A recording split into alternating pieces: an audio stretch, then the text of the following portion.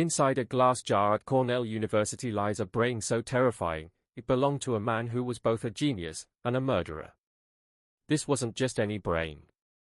At 1,673 centimeters, it came from Edward Howard Rulloff, a man who spoke 8 languages, decoded ancient Greek, and invented theories far ahead of his time. But here's the twist: this same brilliant mind also plotted brutal murders that shook 19th century America to its core. He wasn't just a scholar. He was a teacher, a doctor, an inventor, a philologist, and a killer. For years, New York authorities couldn't answer one chilling question.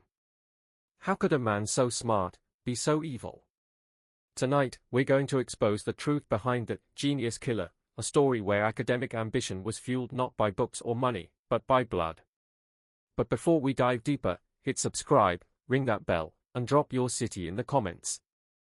We're building a community of truth seekers uncovering the darkest mysteries every week. Now, picture this: it's 1842. Central New York is booming. The Erie Canal is transforming sleepy villages into trade powerhouses. The Second Great Awakening is fueling religious fever. Education is the golden ticket to prosperity. But into this world of hope walked Edward Rulloff, a man who wore the mask of a scholar, but hid the heart of a predator. And what he did next would forever change how Americans viewed the criminal mind, proving once and for all that genius itself can be the most dangerous weapon of all. Just east of Ithaca, a stranger appeared in town, and to the locals, he seemed like a gift straight from Providence. Edward Rulloff was just 23, tall, sharp-featured, and radiating authority. He looked nothing like the rough canal workers and weary farmers who passed through Dredon. His dark hair was perfectly groomed, his clothes neat and scholarly, and his piercing eyes seemed to hold endless depths of knowledge. When he spoke, his voice carried the weight of a man born to be obeyed, and the townspeople were spellbound. The residents had never met anyone like him. Rulloff dazzled them with botany and medicine, dropped lines of Latin, Greek, and German with flawless precision, and could debate philosophy, literature, and the new sciences as if he'd lived 100 lives. When he began lecturing on phrenology, the fashionable pseudoscience of reading character by skull measurements, crowds gathered in awe. To them, he wasn't just a man. He was a phenomenon. But what they didn't know was that behind this polished mask lurked a past so dark it would have destroyed his entire reputation. Rulloff had not been born a genius savior. His true name was John Edward Howard Ruffson, born around 1819 or 1820 in St. John, New Brunswick. His father, Rudolf Rulifson, was a Danish immigrant who briefly found success as a justice of the peace. But when he died in 1827, the family's fortune collapsed. Young Edward quickly revealed a mind obsessed with knowledge. He devoured books, impressed his teachers, and was praised as a prodigy. But here's the twist: his brilliance was already poisoned by crime. As a teenager, he was caught in a series of mysterious fires at the dry goods store where he worked, fires that conveniently destroyed evidence of stolen goods. When neighbors noticed him wearing clothing that had been reported missing, suspicion turned into proof. He was convicted of embezzlement and sentenced to 2 years in prison. Most men would have been broken. But Edward? Prison became his classroom, a place where he learned the art of deception, the value of planning, and the necessity of wearing a respectable mask. When he finally walked free, he abandoned his old name forever and crossed into the United States as the reborn Edward Rulloff, a man destined to become both admired and feared. The change wasn't just cosmetic, it was a full-blown transformation from a petty thief into a predator hidden inside respectable society. Prison hadn't broken Edward Rulloff. It had sharpened him. Behind bars, he studied, plotted, and learned how to weaponize charm and intellect. When he stepped into Dredon, he wasn't just another man, he was a carefully crafted illusion. And the terrifying part? Nobody saw the monster underneath. He took a job as a clerk at the local drugstore, dazzling his employer and customers with expert knowledge of medicines and botany. But this was only the beginning. Rulloff's learning seemed endless. One moment he was quoting European philosophers, the next breaking down politics with shocking insight, and even demonstrating photography or carpentry as if he'd mastered every craft. The townspeople, starving for intellectual stimulation in their quiet rural lives, didn't just admire him, they worshipped him. His reputation spread like wildfire. Farmers sought his wisdom for their crops. Politicians asked for his advice on governance. And the elite invited him into their homes, where his conversation turned dinner parties into performances. This wasn't respect anymore, it was power. And Rulloff knew it. Before long, the community handed him a role that gave him both prestige and access, headmaster of the local school. A title that not only elevated his social standing but also placed impressionable young minds directly in his hands. Among his students was 17-year-old Harriet Shutt, the jewel of one of Dresden's most respected families. Harriet wasn't just admired. She was considered one of the region's rare beauties, tall, slender, with long light brown hair that shimmered in sunlight, pale skin that spoke of refinement, and hazel eyes glowing with intelligence and humor. But what made her truly stand out was her education, rare for women of her time, and her refined mannerisms that marked her as gentry. The Shutt family was wealthy, generous, and deeply influential. Their farm was vast, their reputation spotless, and their daughter Harriet was their greatest pride. John Shutt, her father, was a man of power and principle. He believed his daughter's future was destined for greatness. But he had no idea that into his home, and into his daughter's life, had stepped a man whose brilliance masked a predator's heart. The Shutt family represented everything stable and respectable about rural American life in the 1840s. Their daughter Harriet, educated, beautiful, refined, was their pride. But when student and teacher collided, attraction ignited instantly, and it was built on the most dangerous foundation imaginable. Edward Rulloff, with his scholarly demeanor, radiated a magnetic charisma. He could be irresistibly charming when it suited his goals, spinning tales of faraway travels and hidden knowledge that painted him as a man who had seen the world. For Harriet, trapped in the comfortable but confining walls of rural society, Rulloff wasn't just a suitor, he was the embodiment of everything exotic and forbidden. But even in the earliest days of their courtship, shadows lurked. Warning signs flickered, but were ignored. Rulloff's temper was volcanic, exploding without warning over the smallest provocation. His jealousy bordered on obsession, a pathological rage whenever another man dared speak kindly to Harriet. His mood swung violently, shifting from polished charm to icy, calculated fury in seconds. Everyone saw glimpses of it. Everyone felt it. But they explained it away, because how could such brilliance hide something so monstrous? The Shutt family, despite their admiration for Rulloff's intellect and apparent prospects, carried unspoken doubts. Something about him felt wrong, but they couldn't put it into words. On December 31, 1843, as heavy snow blanketed the Finger Lakes and families gathered for New Year's celebrations, Harriet and Edward stood together at the altar. It was supposed to be a joyous day, the union of two bright young minds, celebrated in a simple but well-attended ceremony on the Shutt family farm. But even on the happiest day of his life, Edward Rulloff couldn't keep the mask from slipping. The ceremony unfolded as tradition dictated, until the minister leaned forward to congratulate the bride with a gentle kiss on her cheek, a harmless, time-honored gesture. And in that instant, Rulloff's mask shattered. His face twisted with violent jealousy.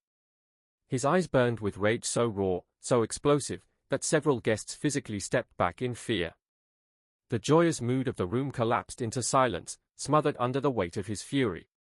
The marriage had just begun, but in that moment, everyone should have realized, they hadn't welcomed a son-in-law into their family. They had invited a predator.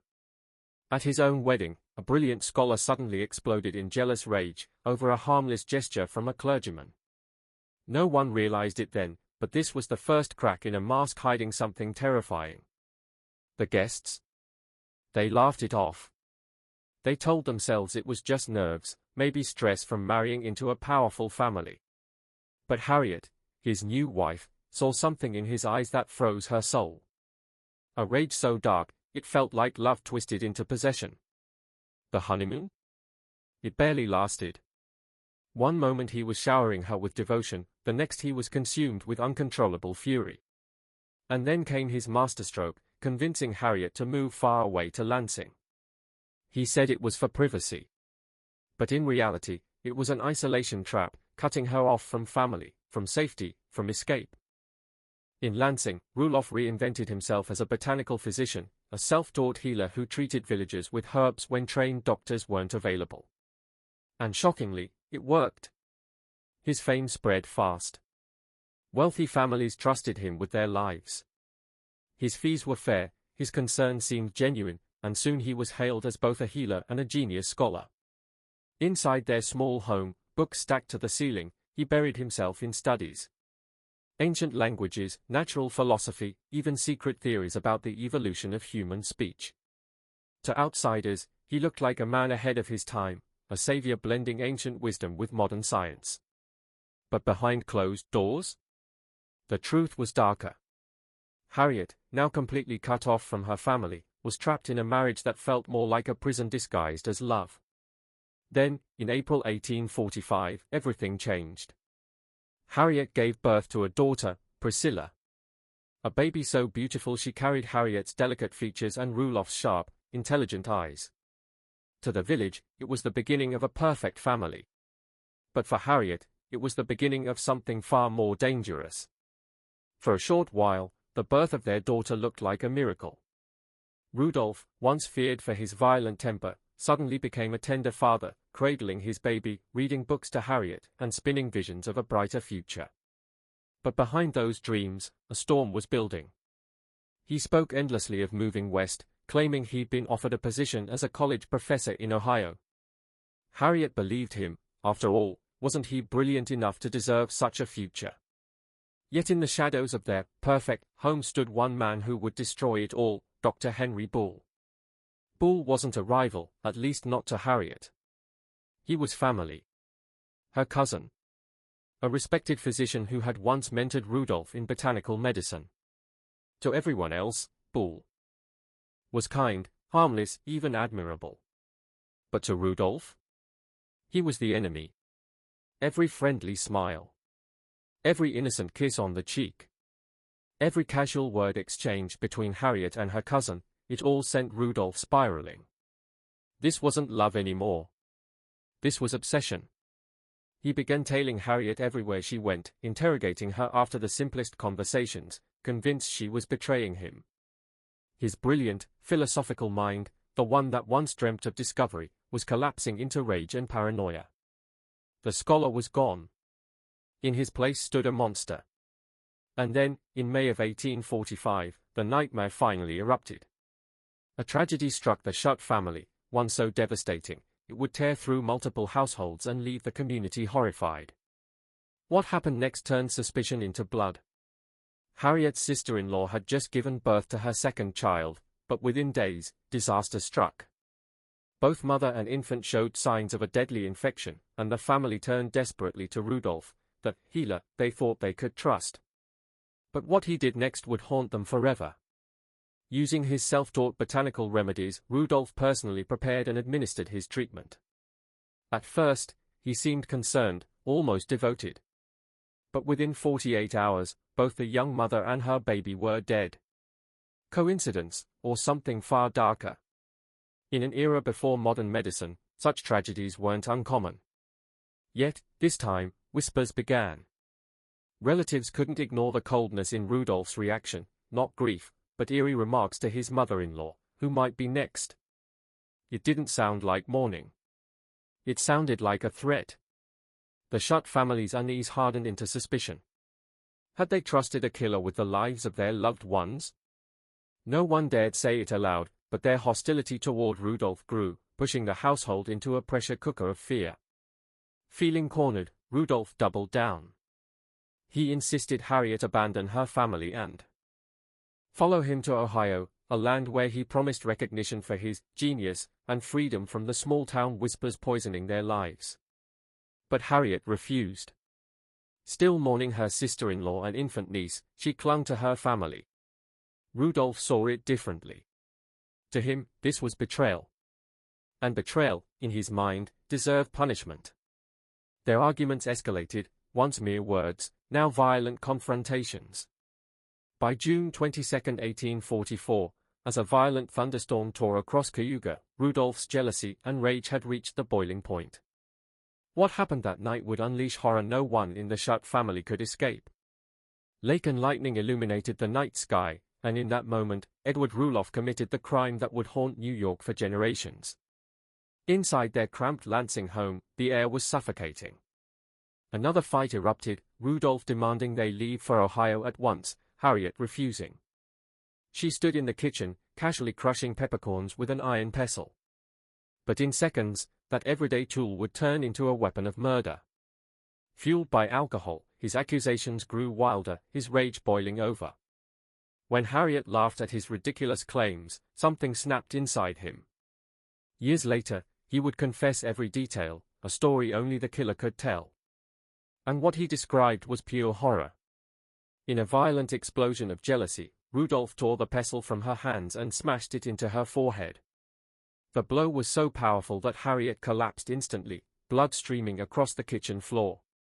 The sound of her body hitting the ground echoed through the house, followed only by thunder outside. Rudolph stood above her, cold and satisfied. But the nightmare wasn't over. From the cradle, baby Priscilla began to cry, disturbed by the chaos, a helpless witness to her father's crime. And that's when Rudolph made the most chilling decision of all, even his own. Daughter could not be allowed to live. Calmly, he moved to his shelves of botanical medicines, mixing what he later called a narcotic. In reality, it was likely a deadly poison, the same kind he had once used as a healer. Now, that poison was meant for his own child. The preparation of the fatal dose was done with chilling precision, measured like the work of a trained pharmacist. But this time, his medicine wasn't meant to heal, it was meant to kill. Returning to the cradle, where baby Priscilla's cries pierced the room, Rudolph administered the poison with unnerving gentleness, as if convincing himself he was just putting her to sleep. Moments later, her cries faded, until silence consumed the house. In less than an hour, the brilliant scholar had annihilated his entire family, respected healer turned cold-blooded murderer. What happened next would send shockwaves across the entire Finger Lakes. By the next morning, neighbors arrived at the Rulloff home. Harriet and Priscilla were nowhere to be found, only Rudolph greeted them with strange explanations. And every word he spoke made him look more guilty. The house itself betrayed him. Beds unmade, dishes left mid-meal, belongings scattered, nothing about the scene suggested a family that had left willingly. Most damning of all, Harriet's cherished traveling basket sat untouched on her bureau, alongside her jewelry. Why would she vanish without the things she never left behind? Rudolph's story shifted with every question. First, he claimed Harriet and the baby had gone to relatives near the lakes. Then, he changed it to Erie, Pennsylvania.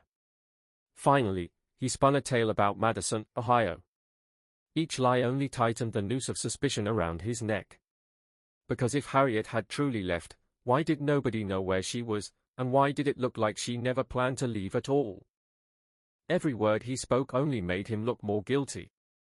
The more Rudolph talked, the less believable his stories became, and the more convinced his listeners grew that something terrible had happened to his wife and child.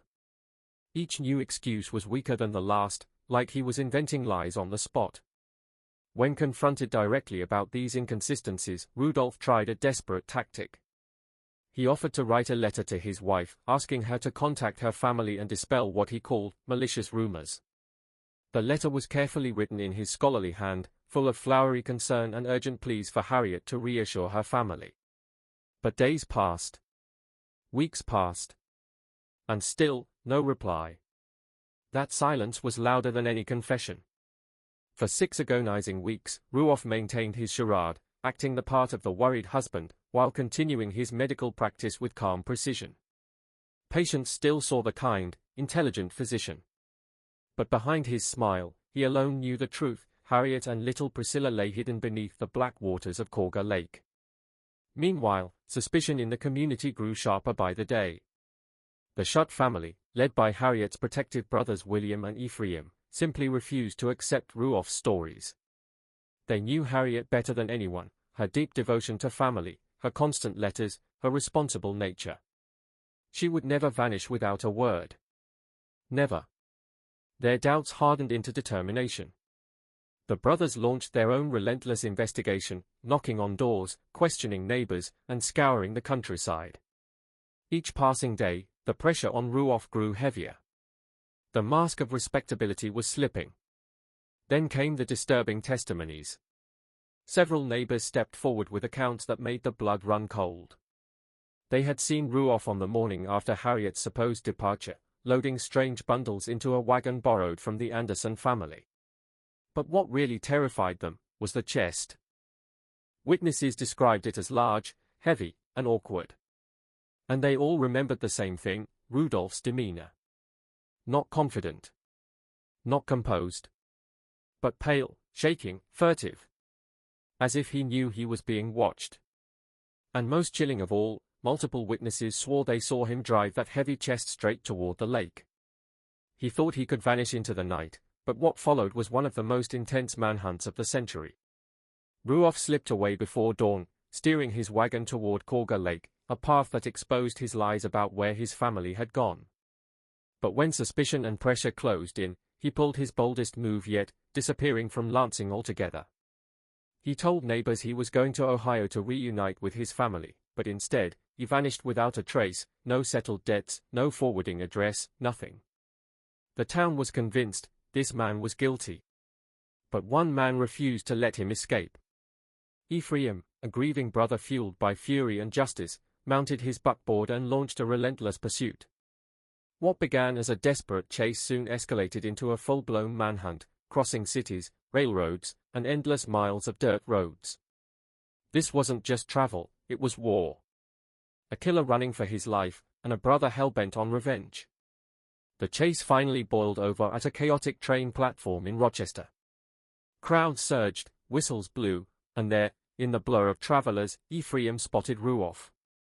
The fugitive tried to melt into the crowd, moving with calculated ease, hiding behind strangers, and using the psychology of panic to mask his escape. For a moment, it looked like he might vanish forever. But Ephraim's determination was unshakable. He ripped through the train cars one by one, his heart pounding like a drum of vengeance, until he found him. Rulloff, cornered, hiding, caught. The hunter had become the executioner. Imagine being trapped in a hotel room with the man you suspect murdered your sister, and he's smiling right at you. Rulloff was cornered. Any normal man would break down, confess, or beg for mercy. But not him. He stayed calm, too calm. His eyes carried no guilt, only boldness. Instead of fear, he pulled off the craziest bluff of his life. He looked Ephraim straight in the eyes and claimed this was all a coincidence. Not only that, he said he was on his way to reunite with Harriet and Priscilla in Ohio, the very people Ephraim believed he'd destroyed. Then came the twist that left Ephraim frozen. Rulloff invited him to join the trip. It was insane. The killer was flipping the script, turning suspicion into theater. Ephraim, torn between rage and doubt, accepted. And so, the two men boarded a journey together. But the tension was suffocating. Every step, every glance, every breath was a silent duel. Picture it, one man hiding the truth, the other man hunting for it, locked together in a game where one slip could mean death. Their path led them to Buffalo. That night, they checked into a hotel. The walls of that room carried the weight of unspoken truths, their silence louder than any accusation. Two men. One bed of lies. And by morning, someone's mask had to crack. Imagine standing in a crowd, knowing the man next to you is playing a deadly game, a game where the prize is life or death. The very next morning, on the busy docks of New York, Rulloff made his move. With hundreds of passengers rushing for the steamboat to Cleveland, he vanished. 1 second, Ephraim had him in sight, the next, he was gone. No sound, no struggle, just gone. By the time Ephraim realized what had happened, it was too late.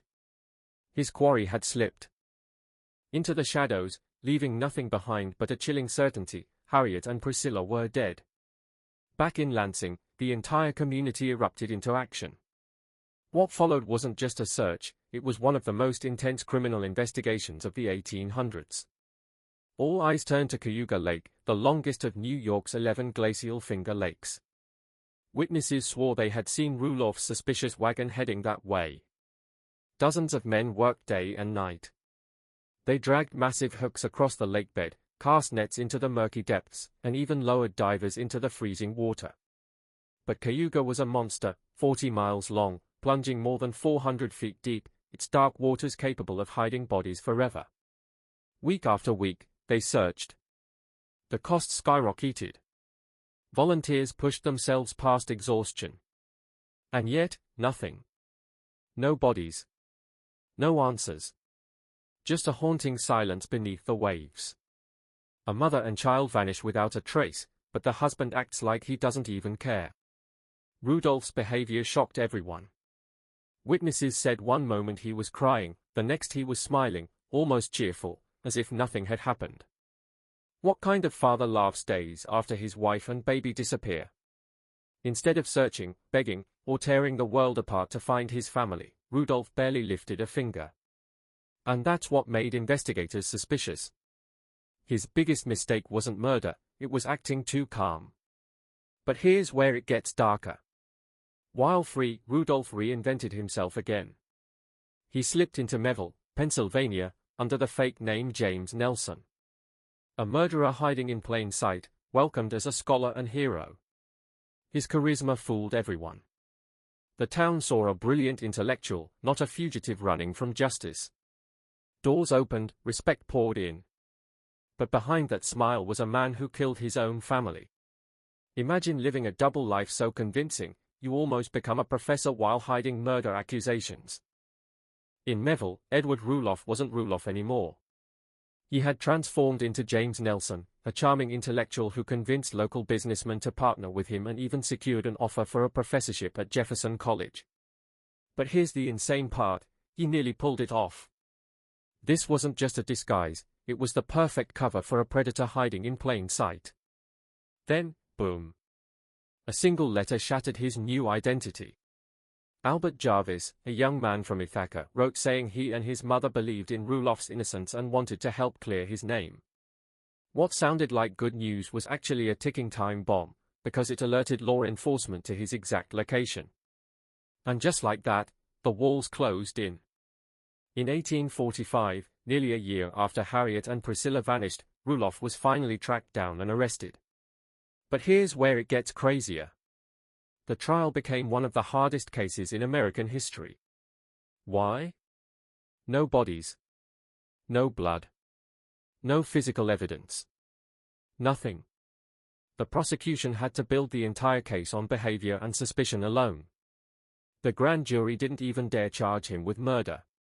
Instead, they went with kidnapping his wife, a decision that would change everything about justice in this case. And when the trial began, Rulloff didn't hire a lawyer. He became his own lawyer, and absolutely destroyed the courtroom with legal brilliance. He cited case law like a pro, cross-examined witnesses like a seasoned attorney, and kept hammering the same point: no bodies. No proof. No murder. It was so impressive that even his enemies admitted, this man might be a killer, but he was also a genius. He wasn't just a prisoner, he turned his prison cell into a university. Despite dazzling the courtroom with his legal brilliance, Edward Rulloff couldn't escape. The verdict. In 1846, the jury found him guilty of kidnapping, and he was sentenced to 10 years of hard labor at one of New York's most brutal prisons, Orange State. But here's the twist, prison didn't break him, it transformed him. Instead of collapsing under chains, Rulloff devoured books like a madman, teaching himself philology, the science of how languages evolve. His cell? No longer iron bars and stone. It became a scholar's study, packed with rare books, notes, and theories that he believed would make him immortal. He worked day and night on a revolutionary treatise he planned to title Method in the Formation of Language. In his mind, this book would place him alongside the greatest linguistic geniuses of all time. And unbelievably, he started gaining fame. Inside prison, guards and administrators came to him for advice. Other inmates studied Greek and math under his guidance. Even outsiders, reformers, intellectuals, the curious elite, traveled to see this criminal genius in action. Imagine a murderer teaching packed classes from his jail cell. Among those who fell under his spell was Albert Jarvis, the teenage son of an undersheriff. Barely out of his teens, Jarvis became Rulloff's most loyal student, spending endless hours in the cell learning Greek and Latin. But what looked like an innocent teacher-student bond was actually the seed of Rulloff's next great escape. And when Rulloff finally walked out in 1856, after serving the full 10 years, he didn't come out reformed. He came out more dangerous, and more cunning, than ever before. Imagine being sentenced to death, and then vanishing from your cell without a trace. That's exactly what happened in Tompkins County when Edward Rulloff pulled off one of the most audacious escapes in American history. Authorities thought they had him cornered. First, they charged him with murdering his wife, Harriet. But Rulloff, a brilliant legal mind, hit back, arguing it was double jeopardy. And it worked. The prosecutor backed off Harriet's case, but then came back swinging with a new charge, the murder of his infant daughter, Priscilla. This wasn't just strategy, it was survival. The trial was moved to Ego to dodge local bias, and once again, Rulloff was convicted. Death sentence. Game over. But inside his cell, Rulloff wasn't broken. He was studying. Learning the law. Finding cracks in the system. His lawyers mounted a daring appeal, arguing that without a body, murder couldn't even be proven. It was a long shot, but it bought him time. And that's when everything changed. 1858, Ithaca Jail. Rulloff, sentenced to hang, suddenly disappears. Guards stunned. Locks untouched. The impossible had happened. The whispers started fast, he had inside help. And all eyes turned to one man, Albert Jarvis. Once Rulloff's loyal student, now working under his father, the undersheriff. Could Jarvis really have risked everything to free his old teacher? The answer seemed obvious. Rulloff had a gift, a terrifying charisma. He could twist minds, inspire loyalty, make people believe he was innocent, even when the evidence screamed otherwise. Now free, Rulloff wasn't just running. He was reinventing himself. Traveling across the Northeast and Midwest, blending scholarship with crime, staying one step ahead of the law at every turn. Wanted posters warned the public he was extremely dangerous and armed. But the truth? Paper couldn't capture the monster they were really chasing. What if I told you one of the smartest men in 1800s America was also one of its deadliest criminals? Edward Rulloff wasn't just a fugitive, he was a chameleon. A brilliant mind, utterly without conscience, reinventing himself again and again. Teacher. Inventor. Photographer. Even carpet designer. Each new identity fooled society while he secretly funded himself with thefts and frauds. Imagine shaking hands with a professor who's secretly plotting a burglary that same night. In 1861, his streak of deception finally snapped. He was caught, dragged back to New York, and thrown into the infamous Sing Sing prison. But prison didn't break him, it upgraded him. He used his charm and brains to gain privileges, turning jail into his new classroom. And here's where things turned deadly. Inside Sing Sing, Rulloff met William T. Dexter, a hardened burglar. The two formed a partnership that would terrorize the Northeast for nearly a decade. This wasn't a street gang, this was a criminal think tank. Together with his ever-loyal student Albert Jarvis, they became an elite burglary crew. Their targets? Not small houses, but high-end stores packed with luxury fabrics and goods. The kind of loot that could vanish overnight and reappear in distant markets. Rulloff was the mastermind, running operations like a military general. His academic reputation? The perfect disguise. While others saw a scholar, the police were chasing a ghost. They were so smooth, even detectives admitted, they looked more like businessmen than criminals. Based out of Brooklyn, the gang struck across New York, New England, and Pennsylvania. They avoided violence, lived comfortably between jobs, and all the while, Rulloff continued polishing his academic ambitions.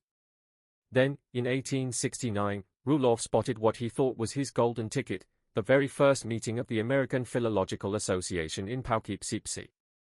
He wasn't going there to steal, he was going there to be remembered as a genius. Edward Rulloff had chased recognition his entire life. Now, under a new alias, Professor Laurio, he thought he'd finally found it. He submitted a massive manuscript, his life's work, to the American Philological Association. This wasn't just another book.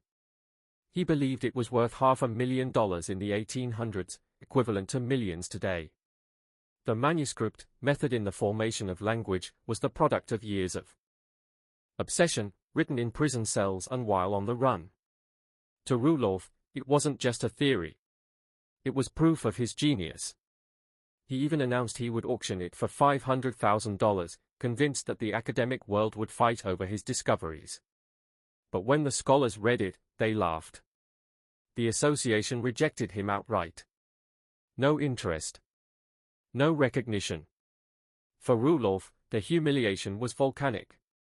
He wasn't just dismissed, he was erased. And that rejection flipped a switch. If the world wouldn't honor his genius, he would force them to. This is the exact moment when a brilliant scholar became a ruthless killer. From 1869 onward, his crimes escalated.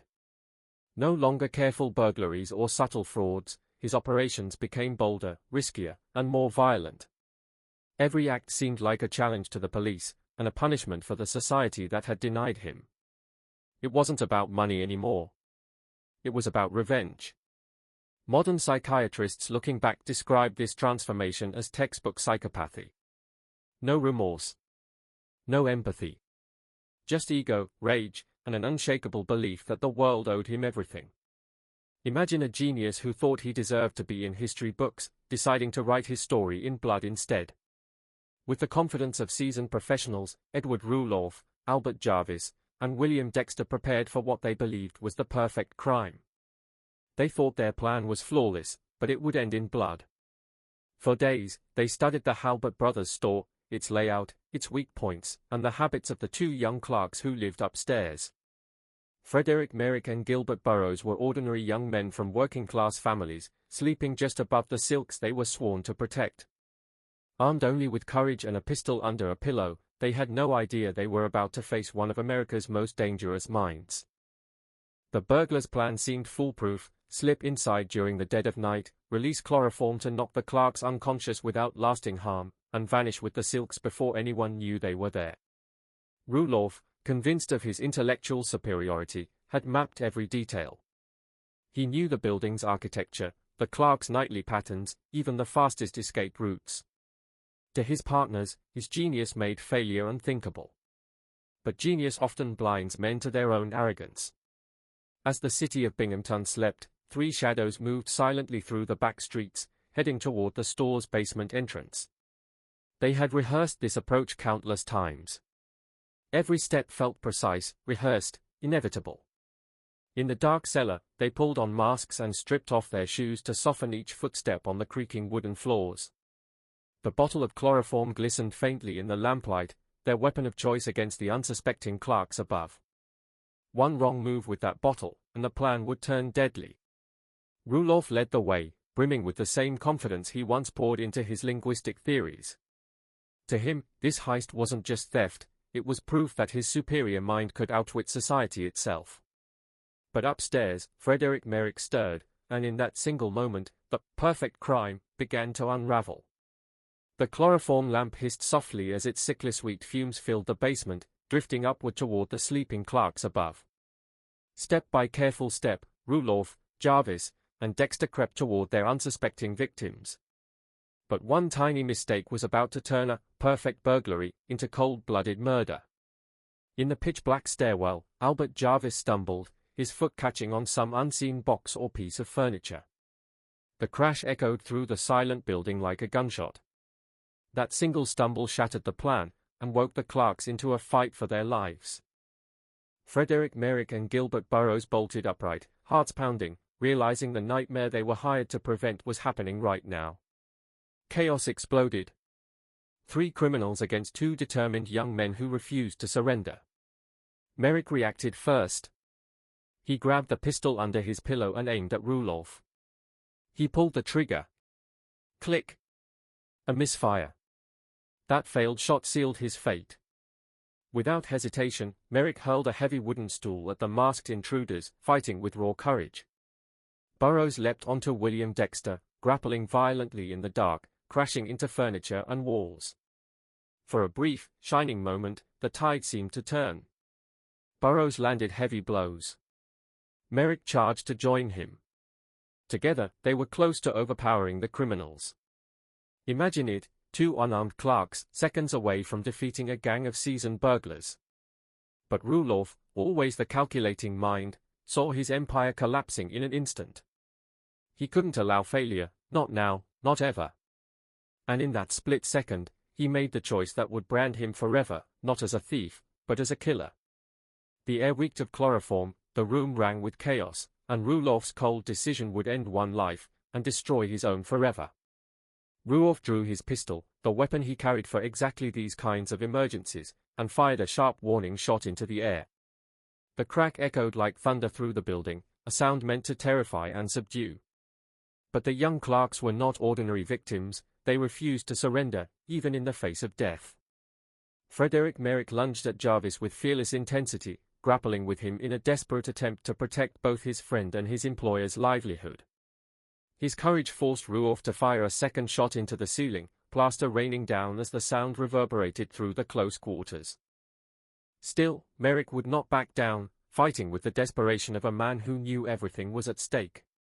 Jarvis struggled beneath the furious clerk's assault, and for the first time that night, the perfect plan unraveled completely. Rulloff's mask of control cracked. His famed patience, his so-called intellect, all gave way to raw violence.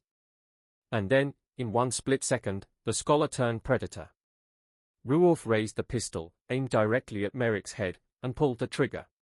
No hesitation. No mercy. The gunshot roared through the room as Frederick Merrick crumpled to the floor, lifeless, his blood splattering across the walls he had lived beside for years. The brilliant linguist who once dreamed of reshaping human knowledge had just committed the most primal act imaginable, cold-blooded murder. For an instant, silence reigned. It felt as though time itself froze, the universe recoiling at the evil that had just been unleashed. But then reality crashed back. Gilbert Burroughs saw his friend's body and instantly understood the truth: this was no longer a burglary. This was a massacre waiting to happen. One clerk was dead. The other had a choice: fight and die, or flee and live. With instinct screaming at him, Burroughs bolted. He tore through the building, burst out into the night air, and screamed for help at the top of his lungs. His cries ripped through the silence, carrying across the dark streets of Binghamton. Neighbors bolted from their beds, lanterns lit, doors thrown open. Lawmen were roused, weapons drawn. The manhunt had begun. Inside, panic overtook the burglars. The confidence they had carried into the night evaporated, replaced by raw terror. They raced toward the Chenango River, convinced it was their only chance at survival. But fear makes men reckless, and Rulloff's perfect escape was about to collapse under one final mistake. The river crossing was supposed to be their salvation. Instead, it became their grave. In a single, tragic miscalculation, the Chenango would claim 2 lives and shatter the gang forever. The moment the three plunged into the dark waters, the truth became undeniable: the current was far stronger, the river far deeper than Jarvis had sworn. Within seconds, chaos erupted. Albert Jarvis, already wounded from the brutal struggle with the clerks, lost strength almost immediately. Blood loss and exhaustion dragged him down. He thrashed, cried out once, and then the river swallowed him whole. One partner gone, consumed by the very escape route he had promised would save them. William Dexter was next.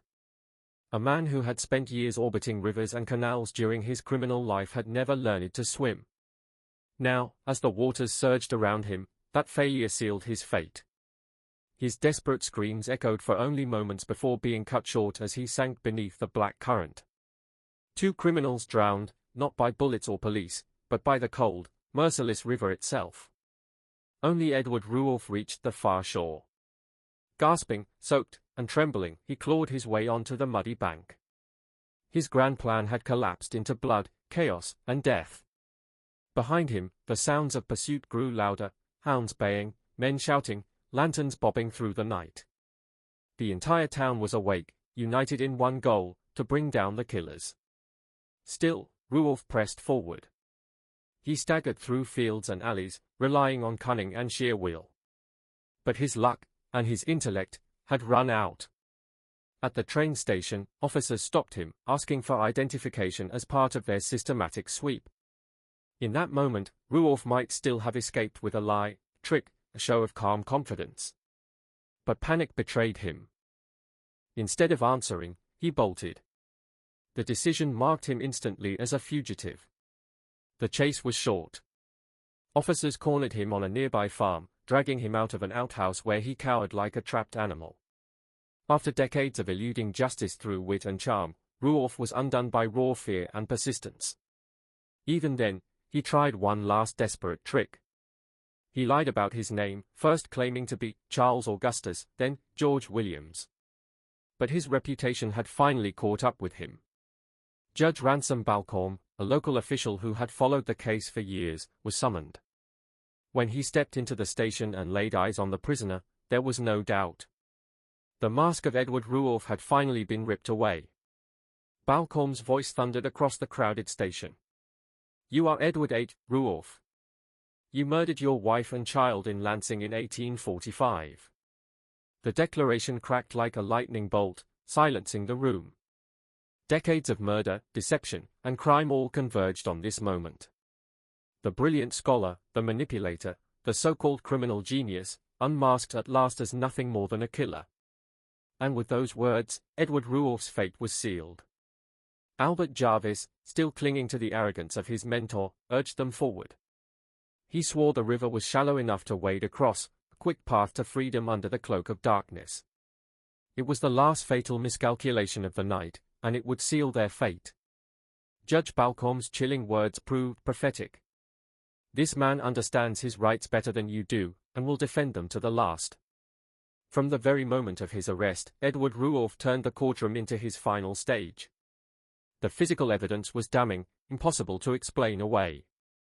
He had fled the Halbert store barefoot, leaving behind a single, unmistakable shoe. It was no ordinary shoe. Stuffed with cloth to replace the missing big toe he had lost to frostbite years earlier. That shoe was as unique as a fingerprint, a silent witness that tied him directly to murder. Investigators dug deeper. Documents found on the drowned bodies of Jarvis and Dexter led police to Rulloff's Brooklyn apartment. What they uncovered there stunned even hardened officers: maps of targeted towns, caches of stolen goods, false identification papers, and piles of scholarly manuscripts. The apartment was a shrine to his double life, half criminal lair, half academic study. When Rulloff's trial opened on January 4, 1871, it became a spectacle unlike anything the small town of Binghamton had ever seen. Over 2,000 people crowded into a courtroom designed for half that number. Reporters poured in from across the nation, eager to write about the paradox that gripped America. How could one of the nation's most brilliant intellectuals also be one of its coldest killers? Rulloff relished the spotlight. Acting as his own attorney, he cross-examined witnesses with the same rhetorical brilliance that had once dazzled scholars and judges alike. His speeches were polished, persuasive, and tinged with arrogance. But this time, the mountain of evidence was immovable. The prosecution presented it piece by piece: the shoe, the eyewitnesses, the history of crime that stretched back decades. Slowly, the myth of Edward Rulloff unraveled, replaced by the undeniable image of a murderer who had hidden behind intellect for too long. The jury did not see a misunderstood genius, they saw a manipulator, a thief, and a killer. Even in the face of certain execution, Rulloff refused humility. He petitioned Governor John T. Hoffman for a delay, insisting that the world could not afford to silence him before he completed his grand linguistic theories. Incredibly, he claimed that his execution would not just take his life, it would rob humanity of the key to understanding language itself. Some powerful men listened. Newspaper editor Horace Greeley lent his voice in support, writing in the New York Tribune that Rulloff was too curious an intellectual problem to be wasted on the gallows. Even as the evidence screamed, "Murderer," America debated, was he a monster, or a mind too rare to destroy? The courtroom buzzed with contradiction. To some, he was a fiend in human shape. To others, a fallen genius whose brilliance could have changed the world. And through it all, Rulloff sat calm, even smug, convinced that his intellect might yet save him one final time. But the truth was inescapable. No theory, no manuscript, no plea for genius could erase the blood on his hands. Mark Twain, with his trademark wit, ridiculed the pleas for clemency. In a biting letter to the Tribune, he offered to provide a different criminal for the gallows if society truly wished to preserve Rulloff's invaluable intellect. Twain's satire cut through the debate, mocking the very idea that genius should grant immunity from murder. But satire could not stop justice. On March 3, 1871, Edward Howard Rulloff was formally sentenced to hang for the murder of Frederick Merrick. And as the sentence settled over him, his mask began to crack. In his cell, awaiting death, Rulloff finally confessed to what had long been suspected. He admitted striking his wife Harriet with an iron pestle in a jealous rage. Yet, he remained evasive about his daughter, Priscilla. He claimed he had only given her a narcotic to silence her cries, but never admitted to killing her outright. It was a confession half true, half shrouded in mystery, a last attempt to control his narrative, even as the noose was being prepared. On May 18, 1871, thousands gathered for what would be remembered as New York State's final public hanging. Farmers, townsfolk, curiosity seekers, and even children pressed together for a glimpse of the infamous scholar-turned-murderer. The execution was not just justice, it was spectacle, a morbid carnival of death. As he mounted the gallows, Rulloff remained defiant. Witnesses disagreed on his final words. Some swore he sneered, "Hurry it up. I want to be in hell in time for dinner." Others claimed his last phrase was a broken whisper, "I can't stand still." Whether bravado or terror, his last words captured the contradictions of his entire life, arrogance wrapped around fear. The trapdoor fell. The crowd roared. And Edward Howard Rulloff's criminal career ended in a single violent moment. But death was not the end of his story. Within hours, Dr. Burt Wilder of Cornell University removed his brain for scientific study. The measurement stunned researchers: 1,673 cubic centimeters, the second largest criminal brain on record. To some, it was grotesque science. To others, it was the key to unlocking the mystery of evil itself. His brain still rests today in Cornell's Wilder Brain Collection, a macabre exhibit, equal parts medical artifact and dark reminder. Even in death, Rulloff's mind was treated as treasure, though his life had been nothing but destruction. His case shook 19th-century America to its core. For decades, scholars had believed crime was born of ignorance, poverty, or low intelligence. Rulloff shattered that theory. He was educated, brilliant, even charismatic, and still a cold-blooded murderer. He proved that intellect alone could not shield a man from the darkness within. Historians now credit his case as a cornerstone in the early study of criminal psychology. Scientists dissected his preserved brain, searching for clues in its size and structure. Philosophers debated what his life revealed about morality and genius. And ordinary Americans whispered about the paradox he embodied, the scholar with the soul of a killer. In the end, Edward Howard Rulloff became something more than a murderer. He became a question, a haunting reminder that brilliance and evil can live inside the same man. He was a genius, but also a monster. Every test of 19th-century science was thrown at him, yet no physical abnormality could explain the evil inside. More than 150 years after his death, Edward Rulloff still terrifies criminologists, historians, and true crime fanatics who study his twisted mind. Modern psychologists say he checked every single box of psychopathy: the manipulative charm, the total lack of empathy, the inflated ego that justified any crime. Rulloff wasn't just a killer, he was the prototype of the modern serial murderer. Behind his charming facade lurked a predator who used his intelligence like a weapon. He could manipulate anyone, hide his darkness with brilliance, and convince people he was destined for greatness.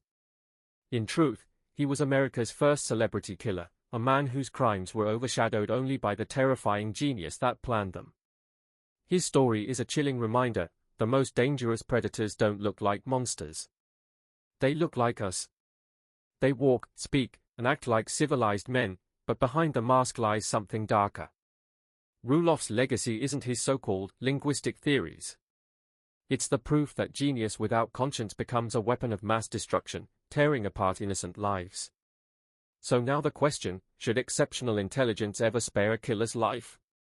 Or does brilliance make their crimes even worse? Tell us what you think in the comments below. Should society forgive genius killers, or condemn them twice as hard? If you want more stories of 19th century terror, subscribe right now. Hit the bell, share this with someone who loves dark mysteries, and never forget, the most dangerous predators often look the most civilized. True evil doesn't always hide in the shadows, sometimes, it hides behind genius.